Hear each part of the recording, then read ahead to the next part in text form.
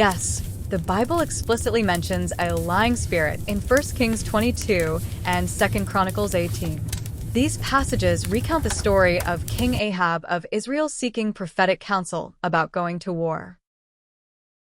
The prophet Micaiah reveals a vision in which he saw the Lord on his throne, surrounded by heavenly beings. One spirit volunteers to entice Ahab by becoming a lying spirit in the mouths of his prophets, leading Ahab to believe he would succeed in battle. Here's the key verse from 1 Kings 22 verse 22, KJV. And the Lord said unto him, Wherewith? And he said, I will go forth, and I will be a lying spirit in the mouth of all his prophets. And he said, Thou shalt persuade him, and prevail also. Go forth, and do so. This passage is often discussed in theological circles because it raises questions about divine sovereignty, judgment, and deception. In context, Ahab had consistently rejected true prophetic warnings, and this lying spirit was part of God's judgment, allowing Ahab to be deceived because of his hardened heart. Beyond the lying spirit, in 1 Kings 22, the Bible contains multiple examples of deception involving spiritual or moral consequences, some of which hint at demonic influence or spiritual manipulation. Here are several key examples that expand the theme of lying spirits or deceptive influence. The serpent in Eden, Genesis 3 verses 1 to 5. The serpent deceives Eve by twisting God's words, "You will not surely die." This is the first recorded lie in Scripture and introduces sin into the world. The serpent is later identified as Satan, Revelation 12 verse 9, making this a clear case of spiritual deception. Jacob's deception of Isaac, Genesis 27.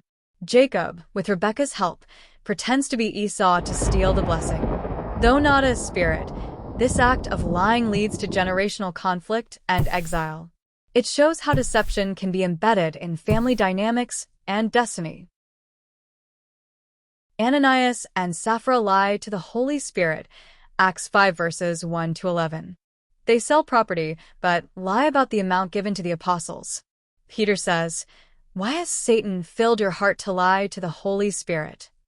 This is a direct link between spiritual deception and satanic influence.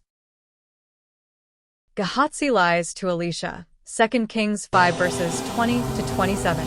Gehazi secretly takes gifts from Naaman after Elisha refused them.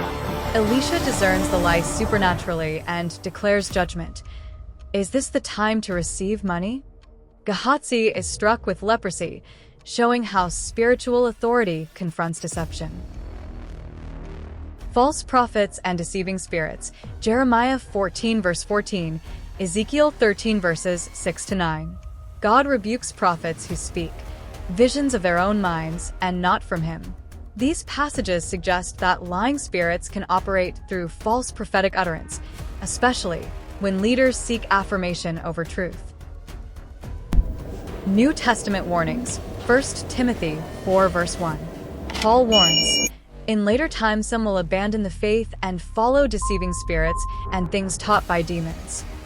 This is a direct reference to lying spirits operating through false doctrine. Satan as the father of lies, John 8 verse 44. Jesus says, "He was a murderer from the beginning. There is no truth in him." This frames all spiritual deception as rooted in Satan's nature. In short, the Bible doesn't just mention one lying spirit. It presents a pattern of spiritual deception, often tied to rebellion, false prophecy, and compromised leadership. If you don't inspect the blueprint, you'll build on a lie, and the collapse won't wait for your permission. Discernment checklist. Spotting a lying spirit. Counterclockwise arrows button. Does it contradict Scripture? Direct hit. Does it flatter the flesh or affirm rebellion? Beverage box. Is it sweet but lacks weight? Brain. Does it bypass repentance and accountability? Coat. Is it cloaked in charisma but void of cross-bearing truth? From Eden's whisper to Ahab's war room, lying spirits have one goal: to dress rebellion in religious robes.